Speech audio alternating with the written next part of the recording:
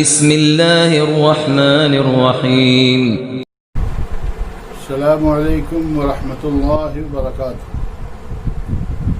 الحمد للہ رب العالمین والعاقبۃ للمتقین والصلاة والسلام علی خیر خلقہ محمد وآلہ وصحبہ اجمعین. اما بعد، اعوذ باللہ من الشیطان الرجیم. بسم اللہ الرحمن الرحیم. يا أيها الذين آمنوا إذا تداينتم بدين إلى أجل مسمى فاكتبوه. الآية. ناظرین کرام، برادران اسلام، میری عفت ماؤں، بہنوں اور بیٹیوں، آج کے درس کا موضوع ہے قرض کے لین دین کے قرآنی اصول. ابھی آپ لوگوں کے سامنے ایک لمبی آیت کا ایک ٹکڑا تلاوت کیا گیا ہے. یہ آیت دین کا ٹکڑا ہے. آیت دین یہ قرآن کریم کی طویل ترین آیت ہے، جسے اللہ تعالیٰ نے سورہ البقرہ میں سود کی معنوی اور سماجی نقصانات اور صدقہ کی برکتوں کے بیان کے بعد ذکر فرمایا ہے کہ جب معاشرہ میں سودی نظام کی سختی سے ممانعت ہوگی تو پھر بسا اوقات لوگوں کو اپنی ضروریات پوری کرنے کے لیے قرضوں کی ضرورت پڑے گی. اس لیے اللہ تعالیٰ نے آیت دین میں قرض کے سلسلے میں ضروری ہدایات دی ہے تاکہ یہ ناگزیر ضرورت باہم لڑائی جھگڑے اور فتنوں فساد کا باعث نہ بنے. گویا کہ اللہ رب العالمین نے قرض کے لین دین کے لیے فطری اصول و ضوابط اللہ رب العالمین نے قرآن کریم کے اندر ذکر فرما دیے ہیں. ان اصولوں میں پہلا اصول یہ ہے، یعنی قرض کے لین دین کا پہلا اصول یہ بتایا گیا ہے کہ قرض لیتے اور دیتے وقت مدت کا تعین کر لیا جائے کہ قرض کی واپسی کب اور کتنے دنوں کے بعد ہوگی. اسی لیے اللہ تعالیٰ نے آیت دین کے بالکل آغاز میں فرمایا، یا ایھا الذین آمنوا اذا تداینتم بدین الی اجل مسمى فاکتبوہ. اے ایمان والو، جب تم آپس میں ایک دوسرے سے میعاد مقرر پر قرض کا لین دین کرو تو اسے لکھ لیا کرو. آیت میں اجل مسمى یعنی میعاد مقرر کا ذکر کر کے بتانا مقصد یہ ہے کہ مدت کا تعین کر لو کہ قرض کی واپسی کتنے دنوں کے بعد ہوگی.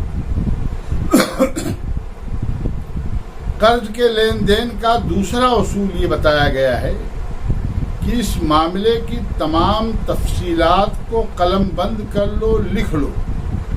یعنی قرض میں کیا چیز لی جا رہی ہے، کیا چیز دی جا رہی ہے، اس کی نوعیت کیا ہے، اس کا وزن کتنا ہے، یا اگر نقدی شکل میں ہے تو اس کی مقدار کتنی ہے.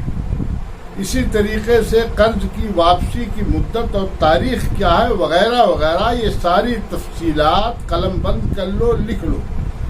اللہ رب العالمین نے فرمایا فاکتبوہ، اس کو لکھ لیا کرو.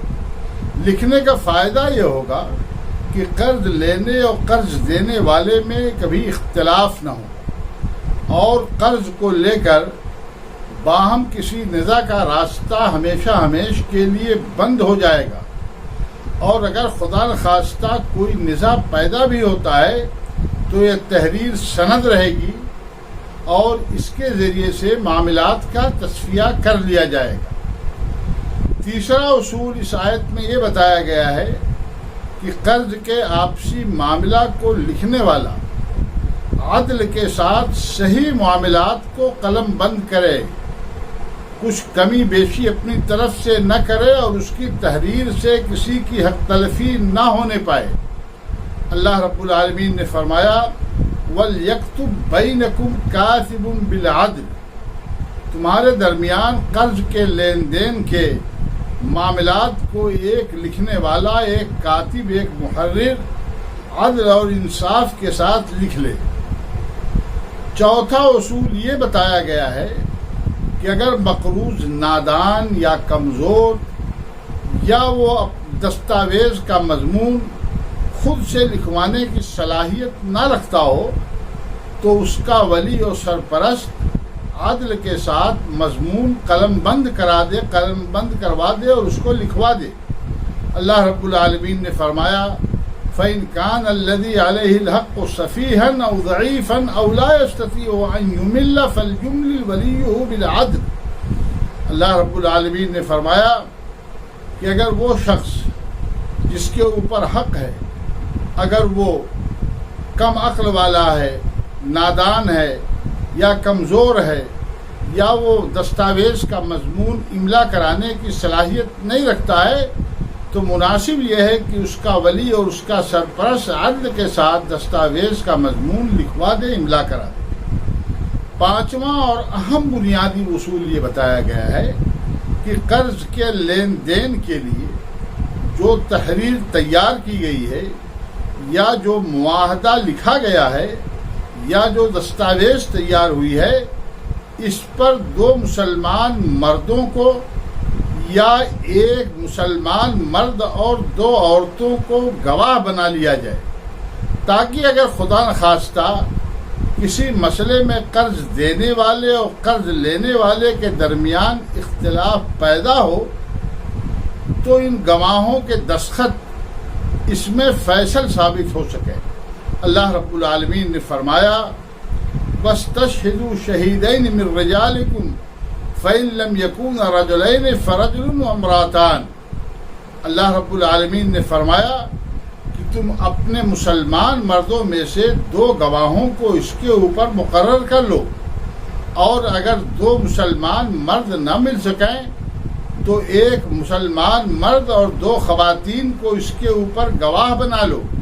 آگے اللہ رب العالمین نے اسی آیت کریمہ میں فرمایا کہ دو عورتیں اس لیے مقرر کی گئی ہیں، گواہ کے طور پر مقرر کی جا رہی ہیں کہ اگر کسی کو سہو ہو جائے، کوئی بات بھول جائے تو دوسری اس کو یاد دلا دے۔ اسی طریقے سے قرضوں کے لین دین کے لیے بنائے گئے ان اسلامی اصولوں پر اگر ایمانداری سے عمل کر لیا جائے تو لین دین میں جو باہم اختلافات ہو جاتے ہیں، لڑائی جھگڑے کی نوبت آ جاتی ہے، تعلقات ختم ہو جاتے ہیں، یہ کبھی نہیں ہوں گے۔ مگر بدقسمتی سے مسلمانوں نے ان اصولوں پر عمل کرنا بند کر دیا ہے۔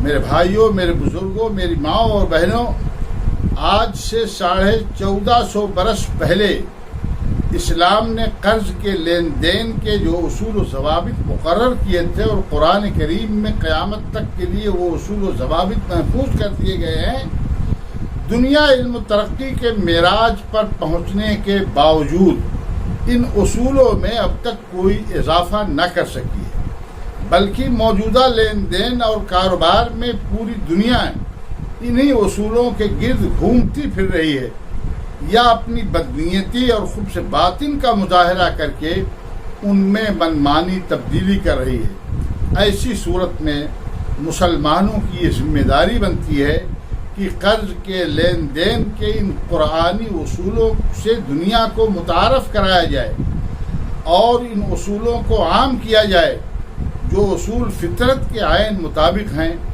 اور خود بھی ان کے اوپر عمل پیرا ہو کر باہمی نزاعات اور اختلافات سے بچنے کی کوشش کی جائے۔ اللہ تعالی ہم تمام مسلمانوں کو قرآن کریم کے ان تمام احکامات پر چلنے کی اور عمل پیرا ہونے کی توفیق بخشے، آمین۔ وآخر دعوانا ان الحمد للہ رب العالمین۔ السلام علیکم ورحمۃ اللہ وبرکاتہ۔